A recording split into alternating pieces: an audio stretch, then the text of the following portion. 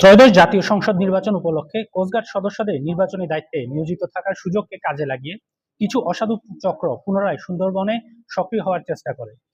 তবে সুন্দরবনকে দস্যুমুক্ত করার দৃঢ় সংকল্প ইতোমধ্যে কোস্টগার্ড বিশেষ সাঁড়াশি অভিযান আরম্ভ করেছে।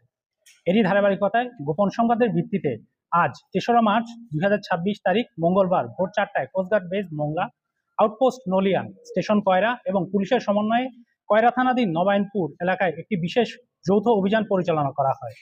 উক্ত অভিযানে সুন্দরবনের কুখ্যাত ডাকাত বড় জাহাঙ্গীর বাহিনীর সক্রিয় সদস্য আফজাল সর্দারকে আটক করা হয়। পরবর্তীতে প্রাথমিক জিজ্ঞাসাবাদে প্রাপ্ত তথ্যের ভিত্তিতে সকাল 11টায় মোংলা থানাধীন পাশাখালী ফরেস্ট অফিস সংলগ্ন এলাকায় অভিযান পরিচালনা করে একটি শটগান, একটি একনলা বন্দুক, 21 রাউন্ড তাজা কার্তুজ এবং একটি ওয়াকিটকি সেট উদ্ধার করা হয়। নির্বাচনী পরবর্তী সময়ে কোস্টগার্ডের নেতৃত্বে সুন্দরবনে যৌথ অভিযান শুরু হলে উক্ত ডাকাত সদস্য আতঙ্কিত হয়ে উদ্ধারকৃত অস্ত্র ও গোলাবারুদ উক্ত এলাকায় পুঁতে রেখে কয়রার নারায়ণপুর এলাকায় আত্মগোপন করে বলে জানা যায়।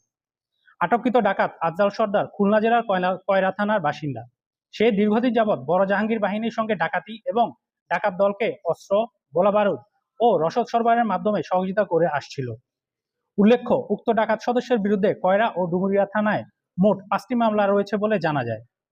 আটককৃত ডাকাত এবং জব্দকৃত অস্ত্র ও গোলাবারুদের পরবর্তী আইনানুগ ব্যবস্থা গ্রহণের কার্যক্রম প্রক্রিয়াধীন রয়েছে। আমরা দস্যুদের উদ্দেশ্যে বলতে চাই, সুন্দরবনকে দস্যুমুক্ত রাখতে কোস্টগার্ডের অভিযান অব্যাহত থাকবে।